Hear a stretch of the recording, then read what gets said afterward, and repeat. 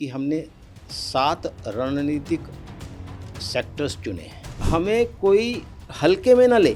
इतना बड़ा देश, चौथी बड़ी अर्थव्यवस्था, क्या हम रेयर अर्थ मटेरियल के लिए उन पर निर्भर हो जाएंगे? अगर हम सभी प्रकार के बायोसिमिलर्स बना सकते हैं तो हम कैंसर इत्यादि का जो इलाज है चुटकियों में कर सकते हैं। शेयर बाजार देश की अर्थव्यवस्था का बैरोमीटर नहीं होता है। शेयर बाजार में खरीदो बेचोगे, उस पर सिक्योरिटी ट्रांजैक्शन नहीं बढ़ा, टैक्स बढ़ा है फ्यूचर एंड ऑप्शंस की डील में। ये बात सही है कि लोगों का रुझान अब एनिमेशन की तरफ, अब इस प्रकार की ऐप्स की तरफ है। जो हमारे देश के लिए अनुपयुक्त है उसे तो हम स्वीकार नहीं करेंगे। हम एआई से विमुख नहीं हो सकते हैं। विभिन्न क्षेत्रों में हम उस एआई का उपयोग करके दुनिया से आगे बढ़ें। हर देश हमें अपने हथियार बेचने पर तुला हुआ है। तोप खरीदनी है तो बाहर से खरीदनी है, हवाई जहाज खरीदना है तो बाहर से खरीदना है, ड्रोन्स खरीदने हैं तो बाहर से खरीदने हैं, एंटी ड्रोन सिस्टम खरीदना है तो बाहर से खरीदना है, मिसाइल खरीदना है तो बाहर से खरीदनी है। लेकिन आज हम वो सारी चीज़ें खुद बना रहे हैं। ऑपरेशन सिंदूर के दौरान हमने मुफ्त में उसकी इतनी पब्लिसिटी करी।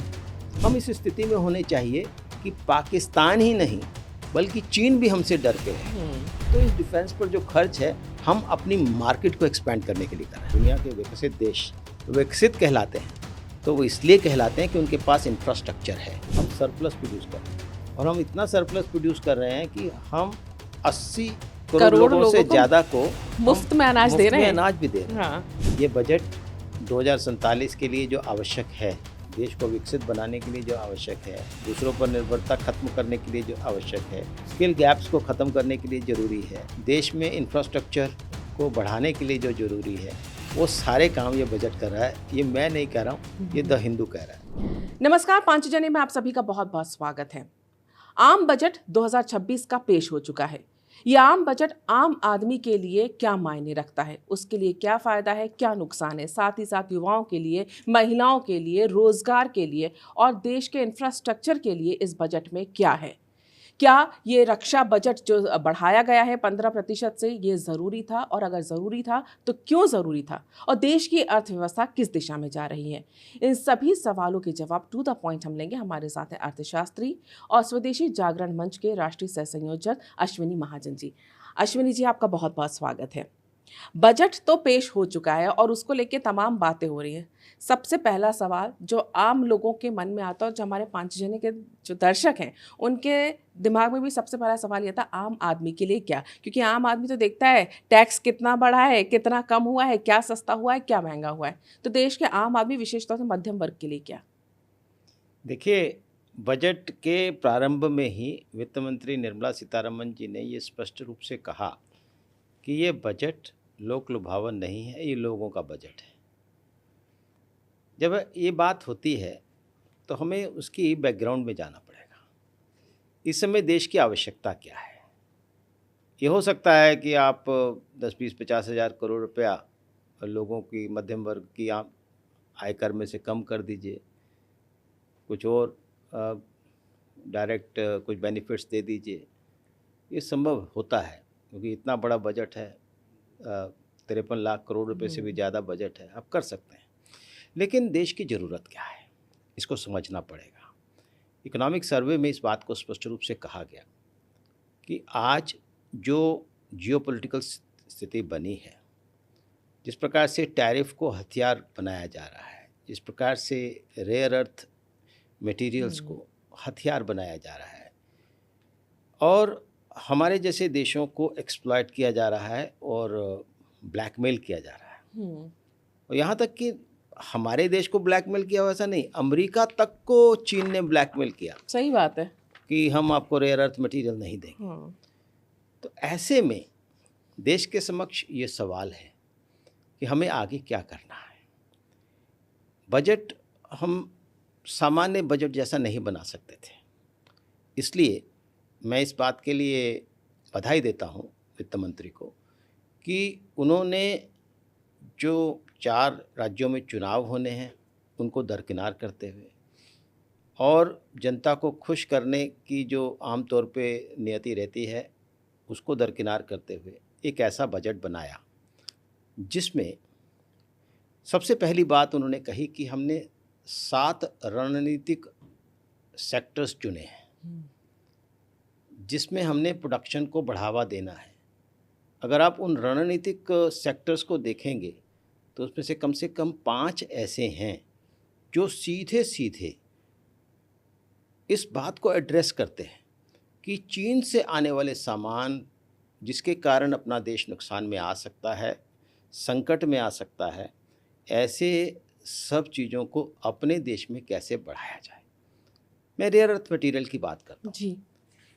अब हम सब लोग जानते हैं कि कैसे चीन सबको ब्लैकमेल कर रहा है। उसने रेयर अर्थ मटेरियल देने से मना कर दिया और ये कहा कि हमें तो अपने लिए इस्तेमाल करना है, और यही ये रेयर अर्थ मटेरियल डंपिंग किया जाता था और हमने कभी परवाह ही नहीं की इस बात की कि यह कभी इसका हथियारीकरण हो सकता है। भूमंडलीकरण में हमें समझाया गया कि देखिए सब सस्ता सामान मिलेगा, आप सस्ता बनाएंगे, सस्ता बेचेंगे, लोगों को फ़ायदा होगा, लेकिन इस बात की तरफ ध्यान नहीं दिया गया कि अगर ये रोक दिया निर्भरता बढ़ जाती है तो इससे। अगर एपीआई रोक दिया तो हमारी जो फार्मास्यूटिकल इंडस्ट्री है बंद हो जाएगी।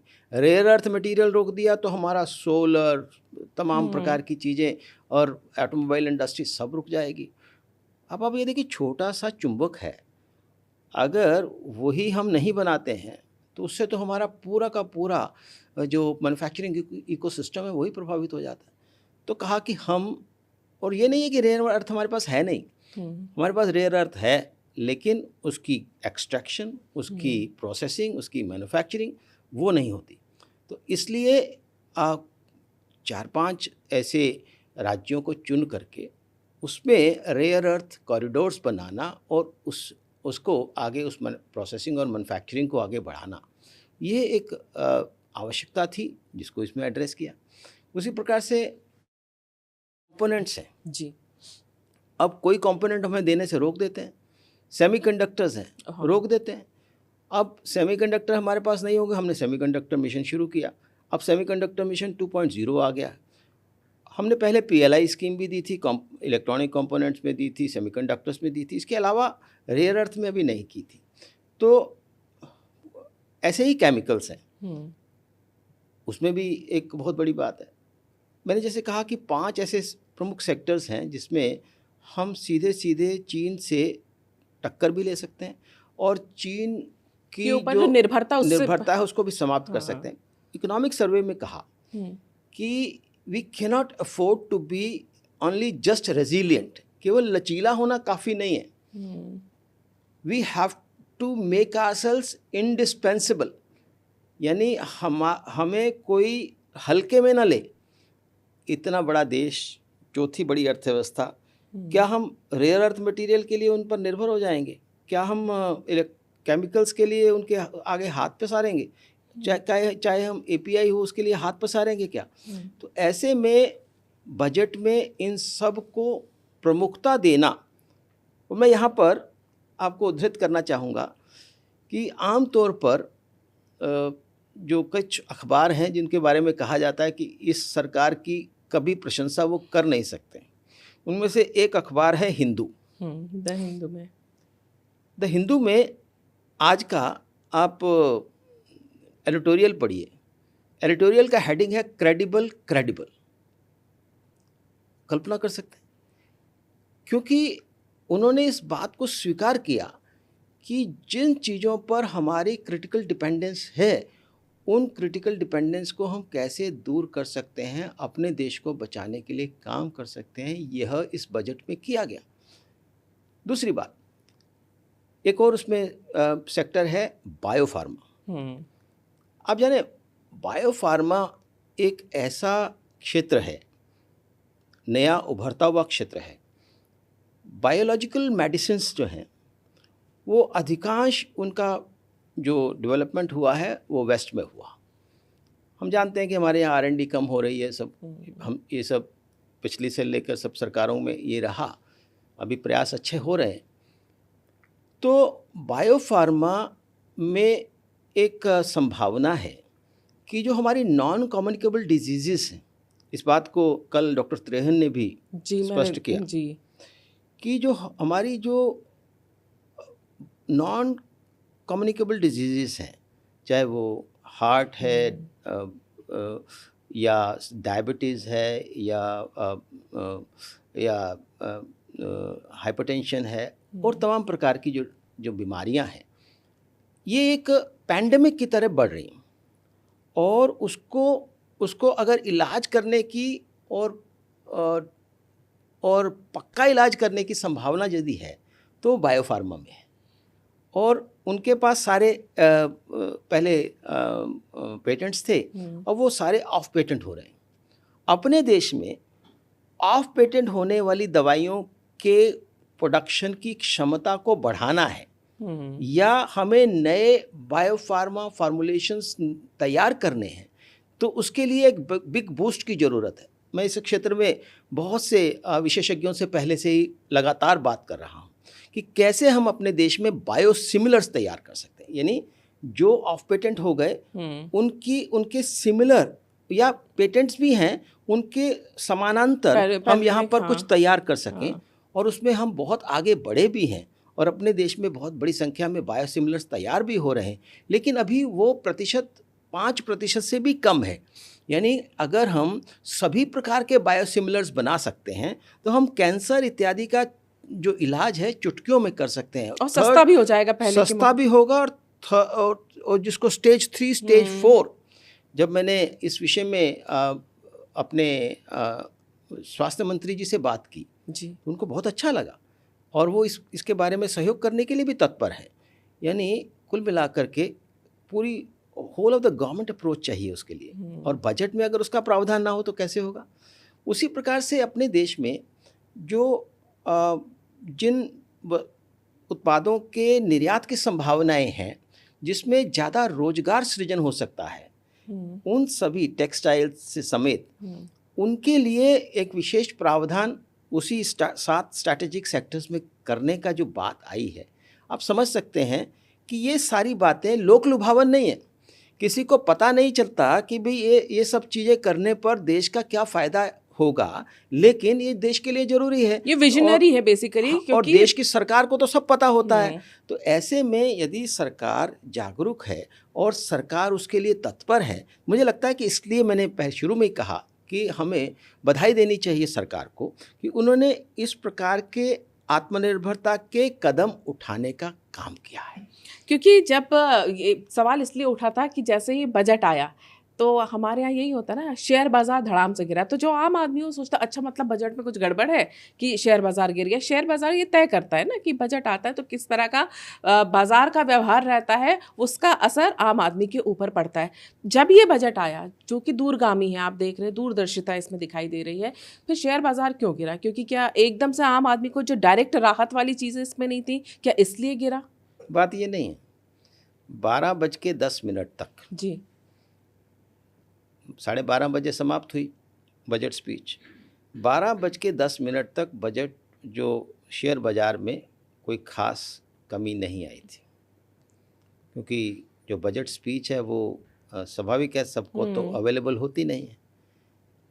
उसके बाद से बजट में के आने के 12:10 के बाद के बजट अभिभाषण के बाद लगातार यह गिरना शुरू हुआ और 3000 पॉइंट्स तक गिर गया। हमें समझना पड़ेगा क्या है। ये बात नहीं है कि देश के लोग नहीं समझते हैं, लेकिन शेयर बाज़ार, हम हमेशा से कहते हैं, शेयर बाज़ार देश की अर्थव्यवस्था का बैरोमीटर नहीं होता है। सेंसेक्स कुछ 30 बड़े शेयरों का एक के आधार पर बनता है, वो इस देश का बैरोमीटर नहीं हो सकता है। लेकिन एक साइकोलॉजिकल इम्पैक्ट मैं बताता हूँ आगे ये शेयर बाज़ार गिरा क्यों। जी, आप जानते हैं कि एक फ्यूचर एंड ऑप्शंस एक प्रकार की सट्टाबाजी शेयर बाज़ार में चलती है। कुछ तो होता है ना कि शेयर खरीदे बेचे, वो अलग विषय। एक सट्टाबाजी होती है कि ये इंडेक्स आगे बढ़ेगा, कम होगा, ये होगा वो। दुर्भाग्य से सेबी ने भी और बाकी सब उसमें इस बात की अनुमति दी हुई है कि फ्यूचर एंड ऑप्शंस में सेटलमेंट 1 हफ्ते की है।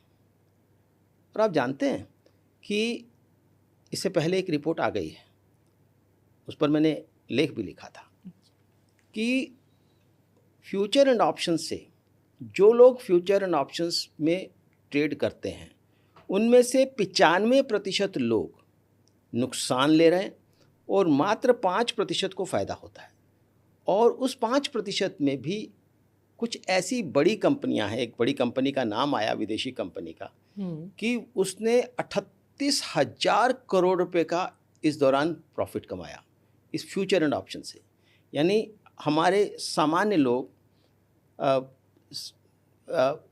मैं तो समझता हूँ कि मेरा ड्राइवर, बाकी लोग, छोटे छोटे लोग जिनकी आमदनी बहुत कम है, वो जल्दी प्रॉफिट कमाने के चक्कर में फ्यूचर एंड ऑप्शंस में डील करते हैं और नुकसान खाते हैं, और सभी खाते हैं।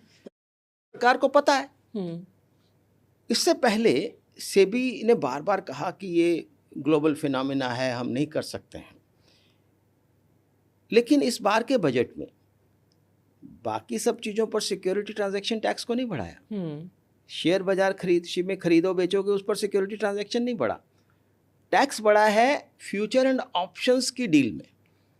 अगर आप फ्यूचर एंड ऑप्शंस की डील करते हो तो आपको लगभग 1.5 गुना टैक्स ज़्यादा देना पड़ेगा। इसका मतलब ये है कि फ्यूचर एंड ऑप्शंस को डिस्करेज करने के लिए वित्त मंत्री ने ये कदम उठाया। और ये बात केवल मैं कह रहा हूँ ऐसा नहीं है। वित्त मंत्री ने कल अपनी प्रेस कॉन्फ्रेंस में इस बात को स्पष्ट किया, नहीं जी, ये सभी शेयर डील्स पर नहीं है, ये केवल फ्यूचर एंड ऑप्शंस पर है। और हमें लगातार सूचनाएं मिल रही हैं कि लोग, सामान्य लोग अपना पैसा खो रहे हैं इस सट्टेबाजी में। इसको डिस्करेज करने के लिए, ये जोखिम कम करने के लिए, ताकि जो आम आदमी, जिस तरह से आपने बताया, उन लोगों का जो है पैसा इन चीज़ों में ना लगे जहाँ खतरा ज़्यादा है। खतरा ज़्यादा है, आम आदमी को बचाने का काम किया है। उसमें शेयर बाजार नीचे जाए ऊपर जाए, मुझे नहीं लगता कि सरकार को इसकी परवाह करनी चाहिए, या मुझे आपको इसकी परवाह करनी चाहिए। तो सरकार ने इसकी परवाह की भी नहीं। और क्योंकि आपने बात की है फ्यूचर एंड ऑप्शन की भी बात की है और दूरदर्शिता की बात की, तो एक जो सबसे बड़ा नाम पूरे इस बजट में निकल के आया है, ऑरेंज इकोनॉमी, उसको लेकर काफ़ी इन्वेस्टमेंट की बात की गई है, उसके लिए पैसा लगाने की बात की गई है, जिसे क्रिएटिव इकोनॉमी भी बोलते हैं। आपको क्या लगता है, जिसमें कि AVGC की भी बात की गई, animation, visual effect, gaming and comics, ये जो क्षेत्र है, इसको जो रचनात्मकता और संस्कृति से जुड़ा हुआ है, जिसे आप, यानी अब हम ये कहेंगे कि बच्चे अपना रोल डिसाइड करने चले थे, कहीं अब वो रील डिसाइड करने चलेंगे। आपको लगता है कि ये इसमें पैसा लगाना क्या भविष्य को देखते हुए, भारत की अर्थव्यवस्था को या युवाओं को देखते हुए, ये कितना जोखिम भरा काम है? क्योंकि गेमिंग वगैरह ये इस तरह के प्लेटफॉर्म्स हैं, कहीं ना कहीं तो ये प्राइवेट प्लेयर्स के ऐप्स पे ही कहीं ना कहीं जाएंगे, तो फ़ायदा तो उनको भी ज़्यादा है। इस पूरी ऑरेंज इकोनॉमी को देखकर आप क्या कहेंगे? देखिए दीप्ति जी, सबसे पहले जो जोखिम की बात है जी, उसके बारे में तो उसमें हमारा भी प्रयास रहा, और सरकार का हम धन्यवाद करते हैं कि उन्होंने रियल मनी गेम्स को बैन कर दिया है। अब गेमिंग में रियल मनी गेम्स नहीं हैं। अब गेम्स कौन सी हैं? एनिमेशन की हो सकती है, कोई इस प्रकार की हो सकता है कि भी आप लूडो खेल रहे हैं लेकिन उसमें पैसा नहीं लगता, या आप वर्ड गेम खेल रहे हैं जिसमें पैसा नहीं लगता। पैसा लगाना डिसअलाउड है। ये अभी पिछले बजट के सत्र में, पिछले सत्र में संसद के ये हुआ था। बिल्कुल। अब रहा, देखिए हमें समझना पड़ेगा कि अर्थव्यवस्थाएं बदल रही हैं। अब आप ये देखिए कि कुछ समय पहले एक ऐप चलती थी चाइनीज़, टिकटॉक, जिसको स्वदेशी जागरण मंच ने दबाव बनाया और सरकार ने उसको बैन किया। ऐसी और भी ऐप्स चलती थी। ये बात सही है कि लोगों का रुझान अब एनिमेशन की तरफ, अब इस प्रकार की ऐप्स की तरफ है और उसकी मांग बढ़ रही है। वो मांग की आपूर्ति क्या विदेशों से होगी या हमारे लोग उसको करेंगे, हमारे युवा उसको करेंगे, ये बात देखने की बात है।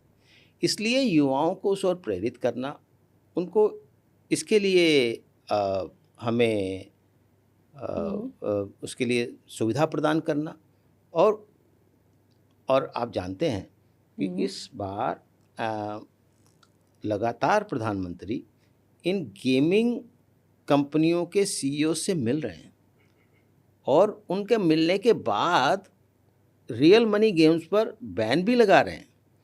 यानी जो हमारे देश के लिए अनुपयुक्त है उसे तो हम स्वीकार नहीं करेंगे। अगर मेरे युवा उससे प्रभावित होकर के अपना पैसा गंवा रहे हैं, अपना टाइम लगा रहे हैं, उसको तो बंद करना ज़रूरी है। लेकिन इसके साथ ही साथ बच्चों की गेम्स बनाना और एनिमेशन करना और तमाम प्रकार के ऐसे क्रिएटिव काम, रचनात्मक, उनको हम बढ़ावा देते हैं। मुझे नहीं लगता कि उसमें हमें कुछ, क्योंकि हम पीछे नहीं जा सकते हैं। बहुत जितना भी अमेरिका की इकॉनमी है या यूरोप की इकॉनमी है, बाकी मुल्क इस दिशा में आगे बढ़ रहे हैं। एआई का क्षेत्र है, उसमें वो लोग आगे बढ़ रहे हैं। हम एआई ये सोच करके कि हमारे देश में बेरोजगारी बढ़ाएगी, हम एआई से विमुख नहीं हो सकते हैं, क्योंकि ये टेक्नोलॉजी है, टेक्नोलॉजी से विमुख हम नहीं हो सकते हैं। लेकिन हमें इस बात का, क्योंकि अगर हम उसमें मेजर प्लेयर होंगे तो हम डिसिसिव होंगे, हम उसमें निर्णय ले सकेंगे कि हमने इस काम को कैसे करना है ताकि हमारे लोगों की बेरोजगारी भी ना हो। जहाँ बेरोजगारी हो उसको, उन ऐसे लोगों को हम रीस्किल कर सकें ताकि उनको दोबारा से जॉब में मिले। लेकिन इस एआई का उपयोग हम अपने स्वास्थ्य के क्षेत्र में, अपने शिक्षा के क्षेत्र में, अपने बाकी तमाम अर्थव्यवस्थाओं के विभिन्न क्षेत्रों में हम उस एआई का उपयोग करके दुनिया से आगे बढ़ें। क्योंकि हम ये तो नहीं कह सकते हम एकदम से मुंह बंद करके बैठे रहे, अरे दुनिया करे एआई वो तो बड़ा नुकसान होगा, ऐसा नहीं चल सकता। एआई के अंदर we have to be major player and at the same time, मैं इसके बारे में बार बार कहता हूँ, we need to democratise AI. यानी उसका इस्तेमाल इस प्रकार से हो कि समाज को उसका लाभ हो। आज हम एआई के माध्यम से डिजीज़ की डायग्नोज जल्दी कर सकते हैं। ये फ्यूचरिस्टिक टेक्नोलॉजी है और हम ये बता सकते हैं एआई के माध्यम से कि फलां व्यक्ति को जिनका ये डायग्नोसिस हो रहा है, उनको 3 साल के बाद, 5 साल के बाद कैंसर होने की आशंका है। ये भी आ सकता है। यानी ऐसे बहुत और सभी प्रकार के जो उनके इस प्रकार की डायग्नोसिस हैं, उनको हम और बेहतर तरीके से कर सकते हैं, इलाज अच्छा हो सकता है। तो ऐसे क्षेत्रों में हम आगे बढ़ें तो वो तभी होगा ना कि जब हम उसके अंदर होंगे, बाहर रह करके तो नहीं कर सकते। बिल्कुल। यानी आपको लगता है ये जो कंटेंट क्रिएटर्स और इंटेलेक्चुअल प्रॉपर्टी वाला जो पूरा सोशल कंटेंट बनाने का क्षेत्र जो है, उसको ये सस्टेनेबल डेवलपमेंट को बढ़ावा देने वाला कदम है सरकार का। जी। एक और चीज़ जो सबसे बड़ी बात है, आजकल जो है रक्षा बजट पे बहुत बात होती है। हमने देखा पिछले दिनों जियोपॉलिटिकल सिनेरियो जिस तरह से रहा है, आज तो जर्मनी भी अपनी फिर से सेना जो है मजबूत बनाने में लगा है। हालात जो दुनिया भर के हैं, उसके बाद इस बार रक्षा बजट में 15% की बढ़ोतरी की गई है और मॉडर्नाइजेशन, आधुनिकीकरण के लिए 22% तक की बढ़ोतरी हुई है। हालांकि कहा तो ये जाता है कि एक देश अगर विकासशील भी, अगर जितना कम रक्षा बजट रख के वो पैसा अपने जन सुविधाओं में और उसमें लगाए तो ज़्यादा बेहतर होता है देश के लिए। पर आज ये ज़रूरत भी बना हुआ है। रक्षा बजट में इतनी बढ़ोतरी, इसको आप किस तरह से देखेंगे? देखिए, सामान्य तौर पर रक्षा बजट में वृद्धि होती है तो हमें दुख होता है कि आप क्यों इतना रक्षा बजट कर रहे हो। इसके लिए हम इतनी सड़कें बना सकते थे, इतने पुल बना सकते थे, इतना ये कर सकते थे। लेकिन अभी का रक्षा बजट जो है ना, वो अंतर वाला है, वो अलग है। आपने खुद ही कहा कि जो आधुनिकीकरण के लिए जो खर्च हो रहा है वो उसमें 22% की वृद्धि हुई है। और इस बार के बजट में जो डिफेंस का कैपिटल एक्सपेंडिचर है वो 2.19 लाख करोड़ रुपया है। वो क्या है उसको समझने की ज़रूरत है। आज एक ज़माना था जब हम अपने रक्षा उपकरणों के लिए विदेशों पर निर्भर किया करते थे।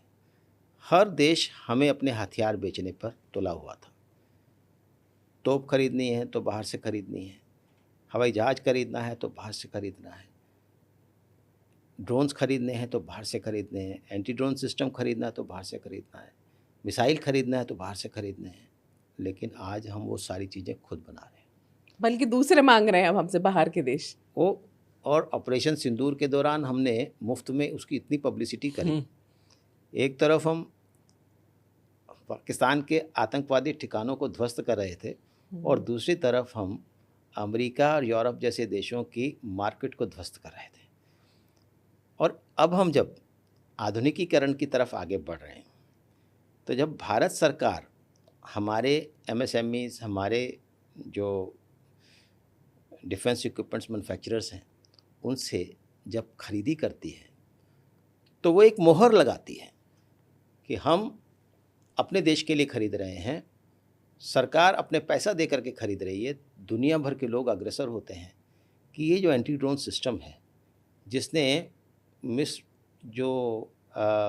टर्की और चाइना के ड्रोन्स को ऐसे मार गिराया, जो एयर डिफेंस सिस्टम है उसमें एक भी हमारे ठिकानों पर पाकिस्तानी जो हवाई जहाज़ है कोई आक्रमण नहीं कर पाए।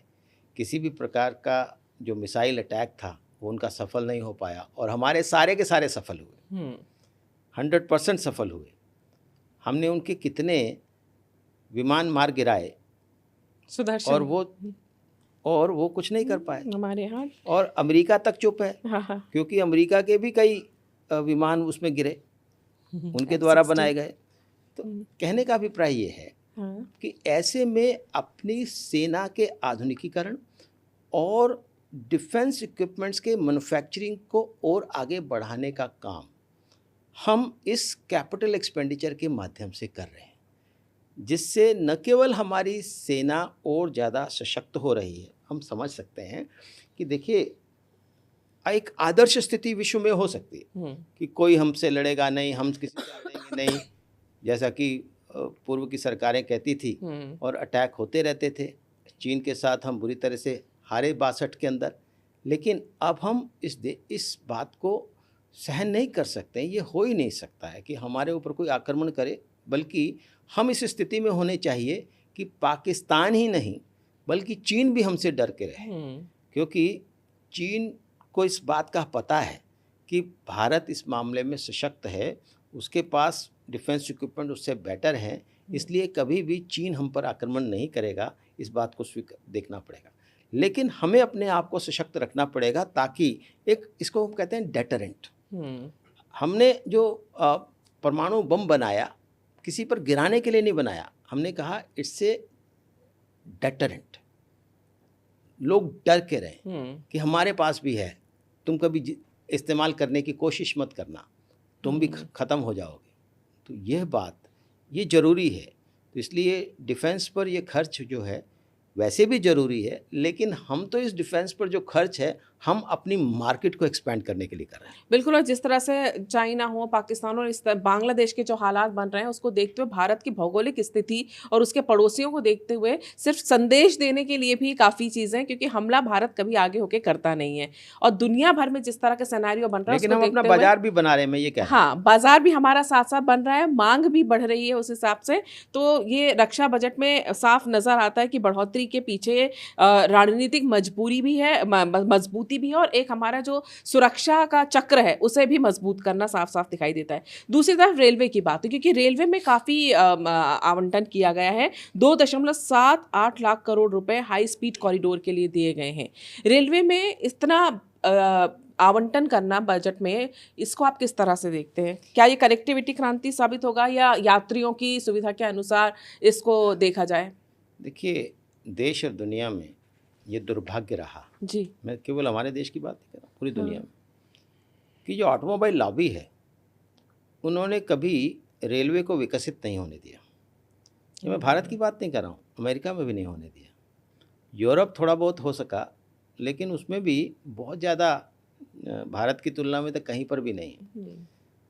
लेकिन इस सरकार ने आने के बाद मैं एक किताब लिखता रहा, जिसके अंदर हम हर बार लिखते थे कि हमारी टोटल रेलवे लाइन कितनी है, तो 65,000 किलोमीटर है।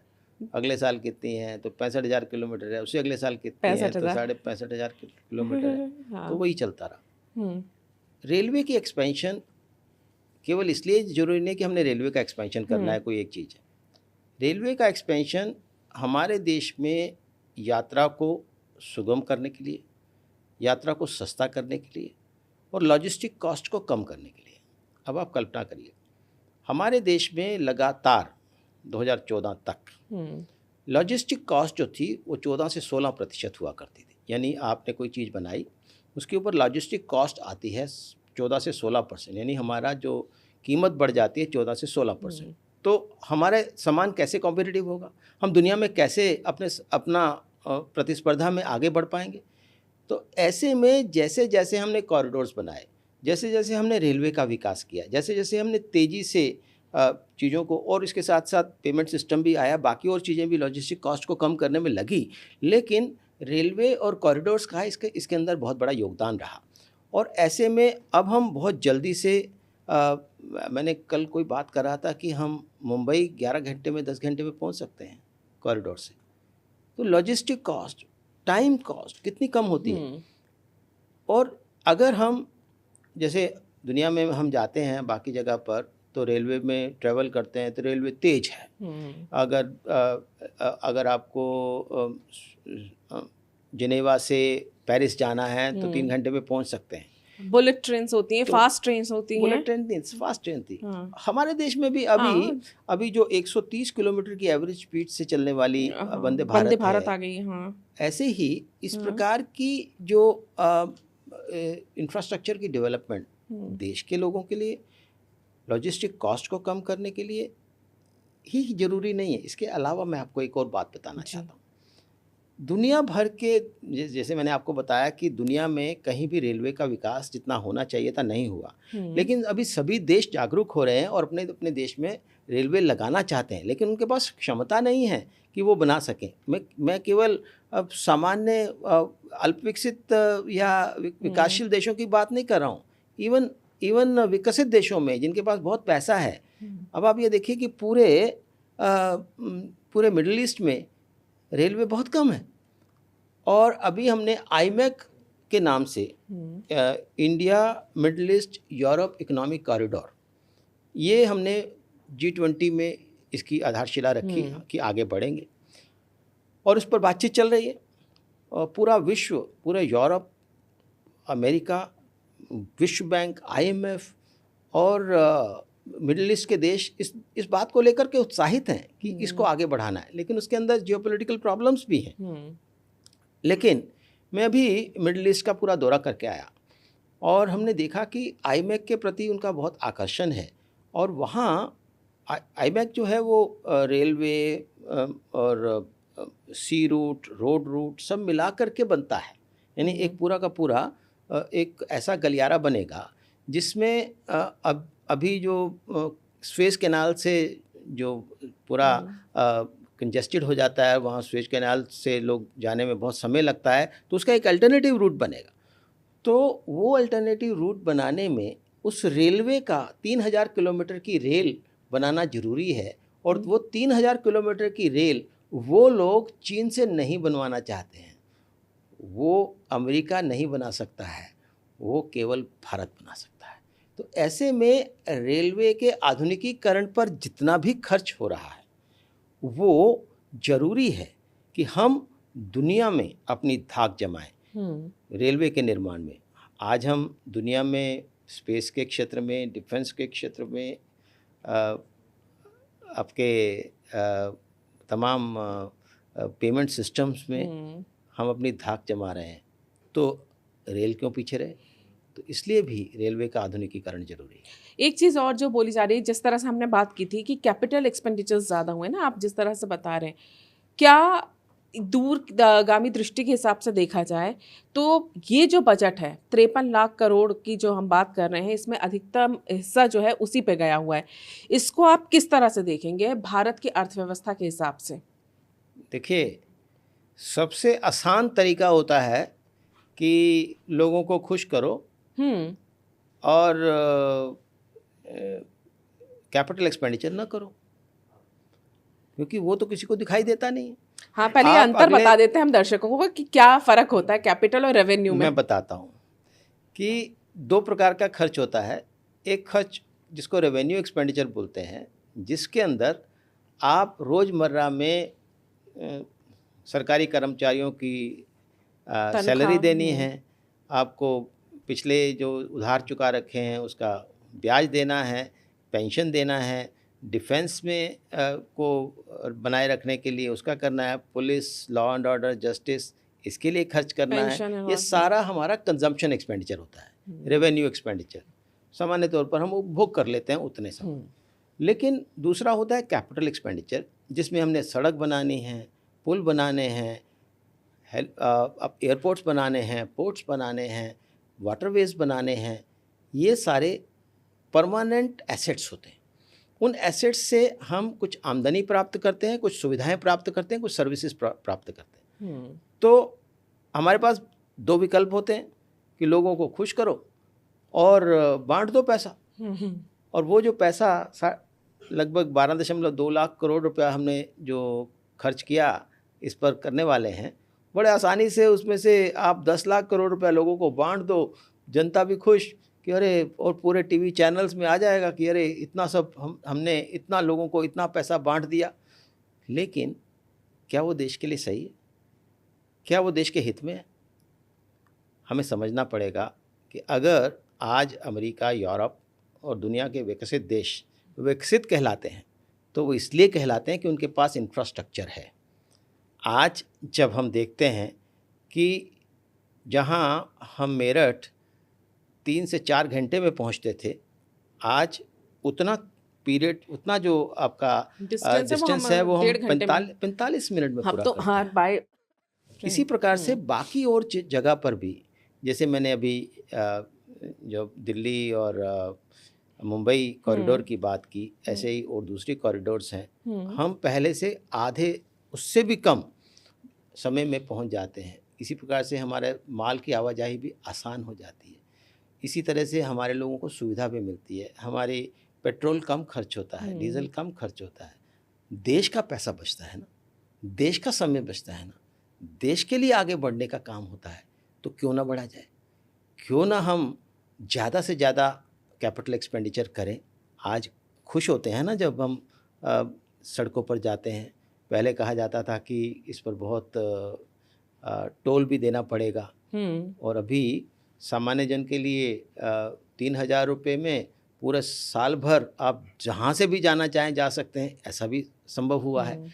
तो ये संभव तब हुआ है कि जब हमने टेक्नोलॉजी का भी उपयोग किया, हमने ज़्यादा से ज़्यादा बनाए, रोड्स बनाई, ज़्यादा पुल बनाए, ज़्यादा रेल बनाया, ज़्यादा वाटरवेज बनाए, और उसके कारण हमारा देश भी विकसित देशों की तुलना में बराबरी पर आ गया। देखिए क्या होता है अमीर और गरीब के बीच में अंतर।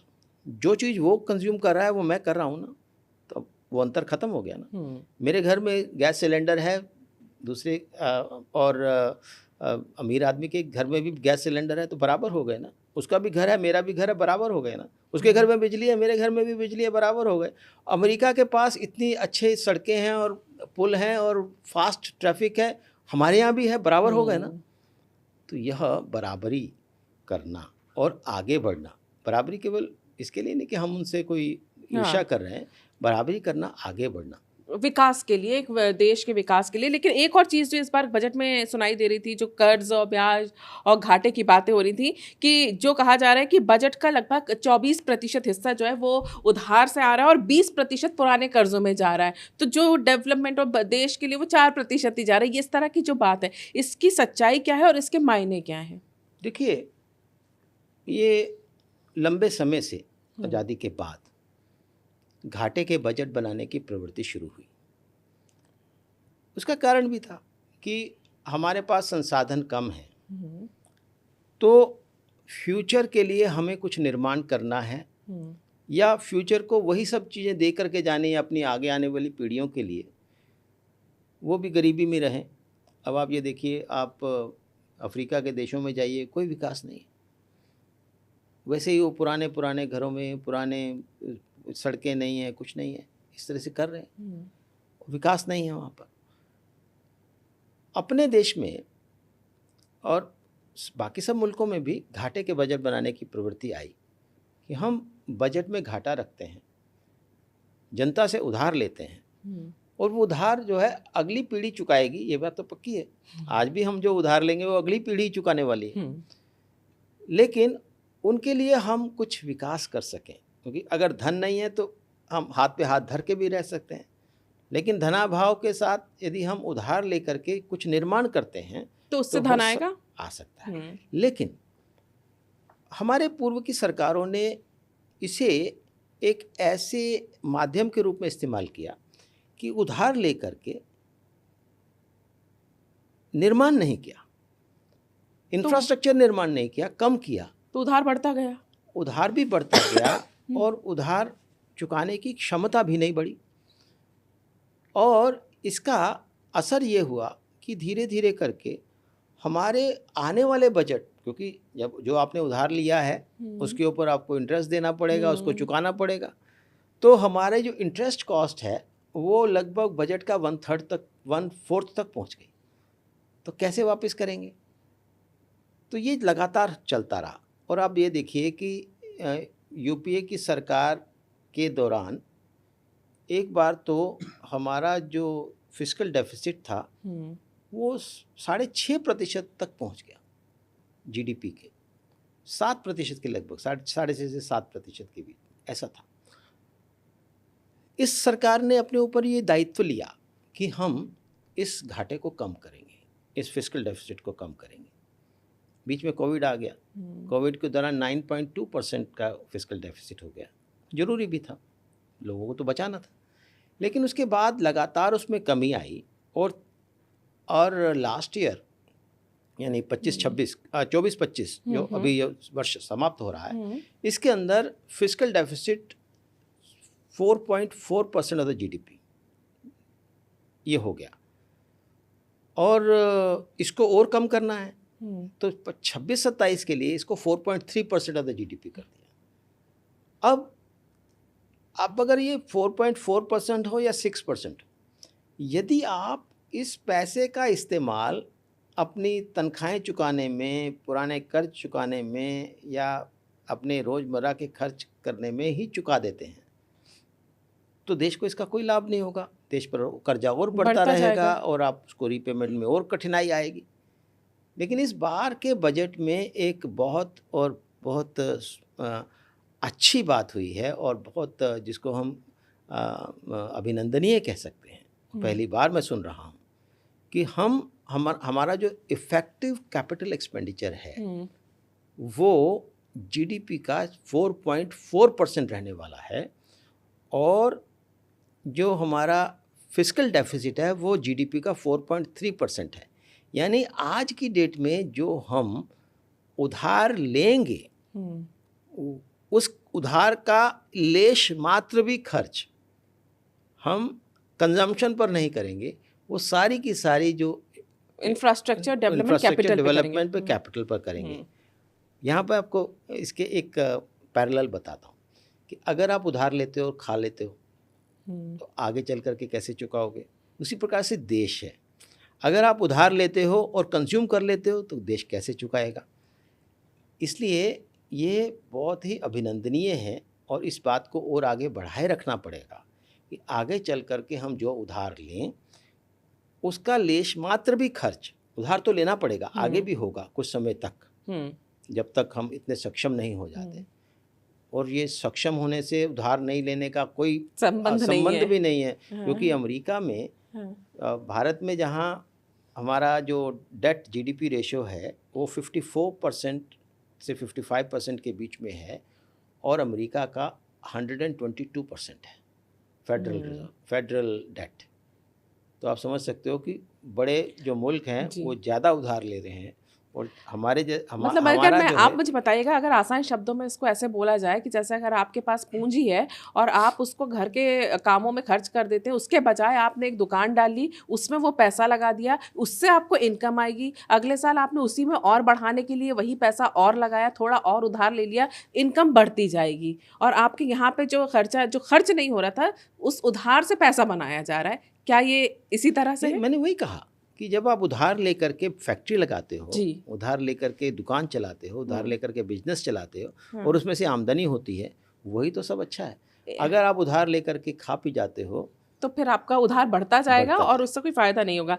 एक जो सबसे महत्वपूर्ण चीज़ होती है, जो हर आम आदमी को की नज़र सबसे पहले टेलीविज़न पे जब बजट आ रहा होता है, टैक्स। इनकम टैक्स में इस बार किसी तरह का कोई बदलाव नहीं हुआ, लेकिन इनकम टैक्स रिटर्न फाइल करने की जो समय सीमा है वो बढ़ा दी गई है। ये मोटा-मोटी इसमें, उसके अलावा टैक्स को लेके किसी तरह की कोई बदलाव या इस तरह की कोई राहत नहीं दिखाई दी। इसको आप कैसे देखते हैं? देखिए, राहत हर साल तो हो नहीं सकती। हाँ।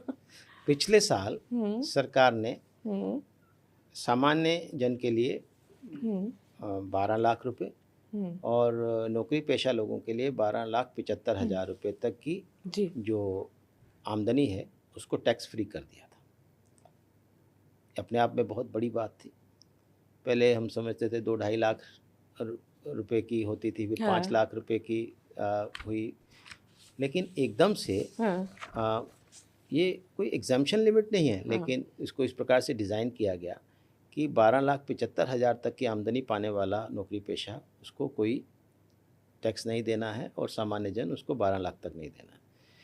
दूसरी बजट से थोड़ा पहले हुँ, सरकार ने जीएसटी की दरों में बदलाव करते हुए जो पहले 28% तक की होती थी, उसमें से 5% और 12%, 18% और 28% इस प्रकार की दरें थी।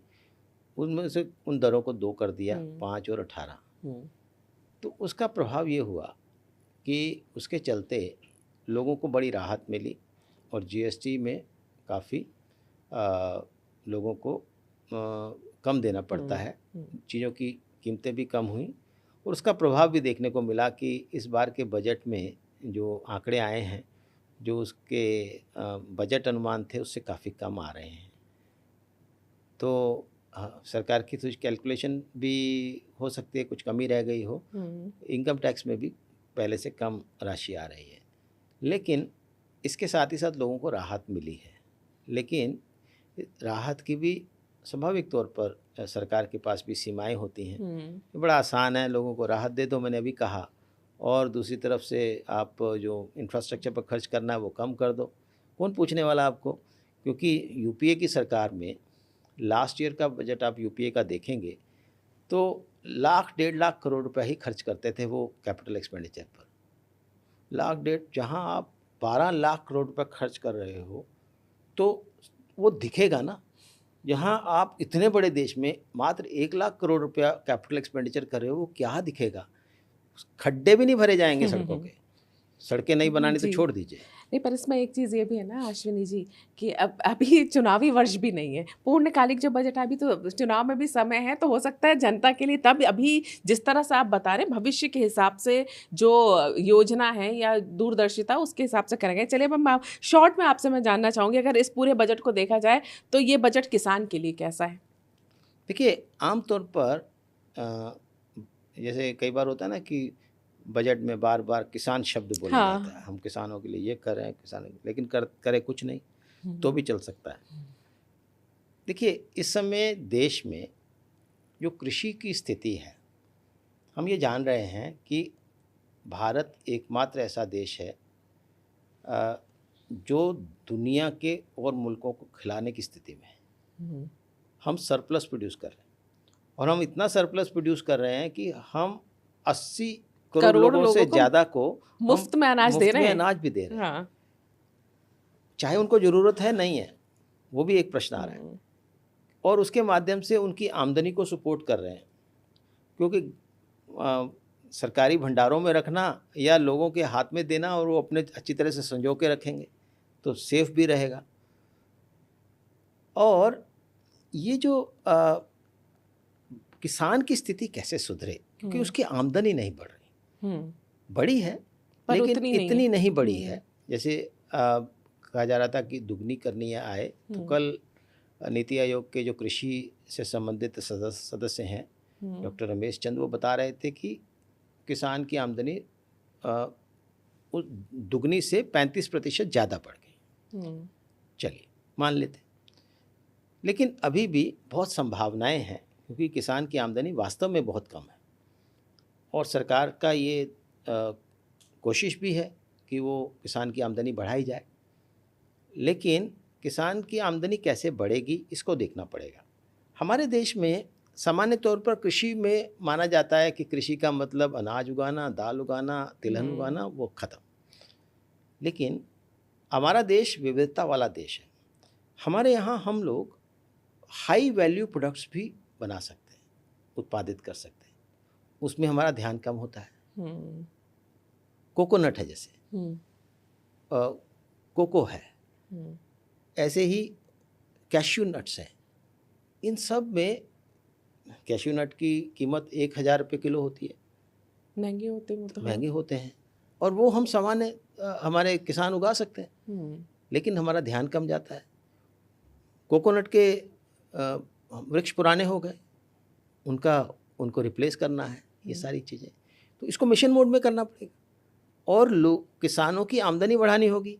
उसी प्रकार से फिशिंग ग्रामीण क्षेत्रों में अच्छा काम हो सकता है, रिजर्वायर्स बनाना कोस्ट लाइन पर, और ऐसे तालाब बनाना जिसको अमृत सरोवर कहा, उसके माध्यम से हम जो फिशिंग में बहुत ऊंचे मुकाम हासिल कर सकते हैं। कोई मुश्किल काम थोड़ी है। किसी भी गांव में अगर तालाब है उसको चौड़ा कर दो, और चौड़ा कर दो, और वहाँ फिशिंग करना शुरू कर दो, तो बहुत आमदनी होती है। ऐसे बहुत सारी जगह मैंने उदाहरण देखे हैं। तो ऐसा हो क्यों नहीं रहा देश में? इसीलिए यही नहीं हो रहा, तभी तो होना है, तभी तो करना जरूरी है। तो बजट में अगर इस प्रकार के प्रावधान लाए जाते हैं, और यदि कोई कहे कि किसान के लिए नहीं है, तो वो तो उसको हमें इस दृष्टि से देखना होगा।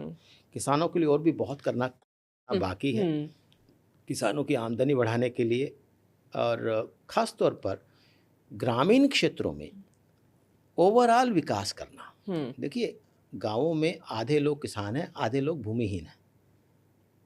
ये दूसरों के खेतों में काम करते हैं वो। हाँ, बिल्कुल ठीक। तो जो भूमिहीन हैं उनके लिए और अवसर हो सकते हैं ना। वो मशरूम फार्मिंग में, वो सहायक गतिविधियों में, वो पशुपालन में, इस सब में काम कर सकते हैं। ऐसे सभी प्रकार की गतिविधियों को बढ़ावा देना, और एक integrated farming, integrated rural activities, वहाँ पर फूड प्रोसेसिंग हो, वहाँ पर रूरल इंडस्ट्रियलाइजेशन हो, वहाँ पर छोटे छोटे उद्योग हो। शहरों में एक घर में फैक्ट्री लगाना मुश्किल काम है, वो आ जाएगा कि भाई ये नॉन कन्फॉर्मिंग एरिया है। गाँव में तो लगा सकते हैं ना। तो इस प्रकार से गाँवों के लोगों की आमदनी को बढ़ाना, आज हम एक अच्छी स्थिति में हैं कि गाँवों में 3 करोड़ से ज़्यादा लोगों के घर बन गए, बिजली आ गई, पानी आ गया, तमाम प्रकार की सुविधाएं वहाँ पर हैं। सोलर सिस्टम के माध्यम से हम काफ़ी हद तक बिजली की आवश्यकताओं की पूर्ति कर सकते हैं। वहाँ पर हम सोलर पंप लगा चुके हैं।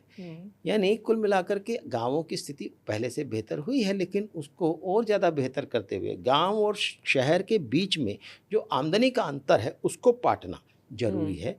और मुझे लगता है कि इस दिशा में इस बजट में ये प्रयास हुआ है। और अगर हम बात करें मिडिल क्लास की, उसके लिए क्या इस बजट में है? प्लस एंड माइनस दोनों। देखिए, क्या है कि मिडिल क्लास को यदि हम केवल टैक्स के ऊपर नीचे करने से सोचें तो वो सही नहीं। मिडिल क्लास के सामने इस समय समस्या क्या है?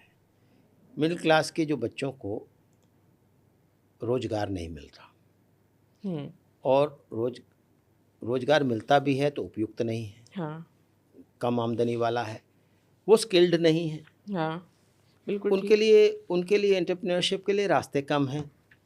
ऐसे में यदि हम उनकी स्किलिंग, हाँ, जैसे इस बार के बजट में मैं आपसे वही बोलने वाली थी, क्योंकि आपने बात की है तो 20 लाख नौकरियों का दावा किया गया है। कंटेंट क्रिएटर लैब्स और यूनिवर्सिटी टाउनशिप, ये जो सारी योजनाएं आई हैं, ये जमीन पर रोजगार देंगी या घोषणाएं बन के रह जाएंगी? क्योंकि इसमें मिडिल क्लास को बड़ी उम्मीदें होती हैं। अगर जी समाज इसका साथ दे, लोग इसमें आगे बढ़ें, लोग सरकारी योजनाओं के अनुरूप आगे काम करें, तो जैसे केयर गिवर्स जी 1.5 लाख केयर गिवर्स चाहिए, जो हमारी बुजुर्ग पॉपुलेशन है उनके लिए केयर गिविंग चाहिए लोग।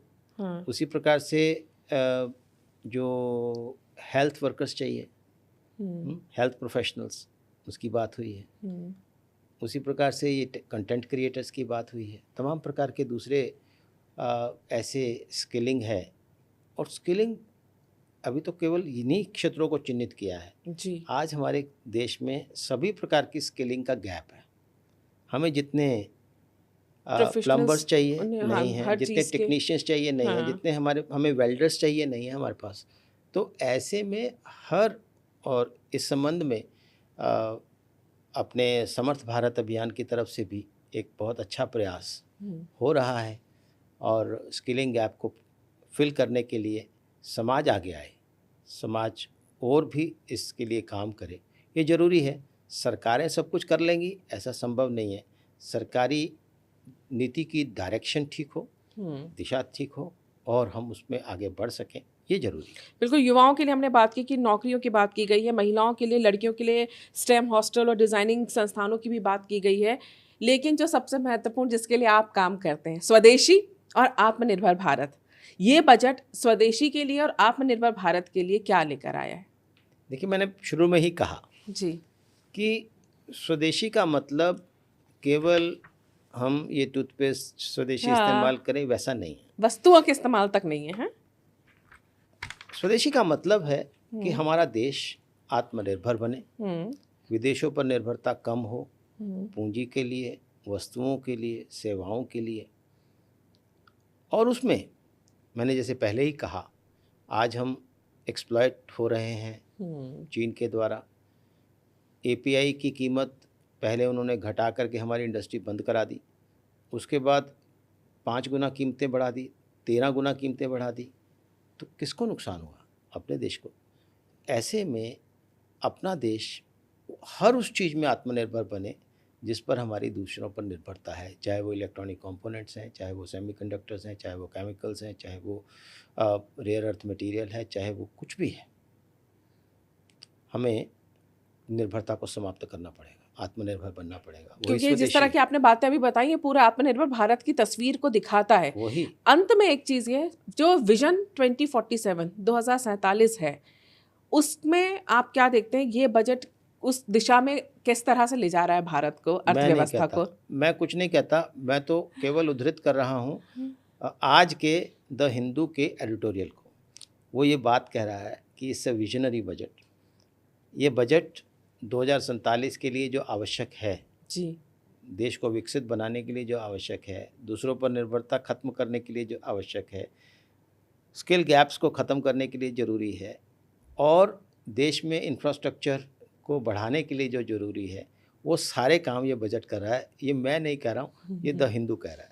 हाँ, विपक्षी भी बहुत कम चीज़ें खोज के लेकर आ पाए हैं इस बार इस बजट को लेकर, लेकिन कुल मिलाकर आपसे चर्चा करके ये तस्वीर हमें साफ समझ में आती है कि जितने भी बजट में बातें की गई हैं या जो खर्चे बताए गए हैं, जो घोषणाएं की गई हैं, अगर ज़मीनी हकीकत वो बन जाते हैं, ज़मीनी स्तर पर आ जाती हैं, तो ये तय है कि एक आत्मनिर्भर भारत और मजबूत अर्थव्यवस्था की ओर भारत जाता हुआ दिखाई दे रहा है। आप यहाँ पर आए, आपने हमसे बातचीत की, इसके लिए आपका बहुत बहुत धन्यवाद। धन्यवाद। तो बजट पर आपको ये चर्चा अगर पसंद आई है तो आप हमारे इस चैनल को लाइक करें, शेयर करें और सब्सक्राइब ज़रूर करें। नमस्कार।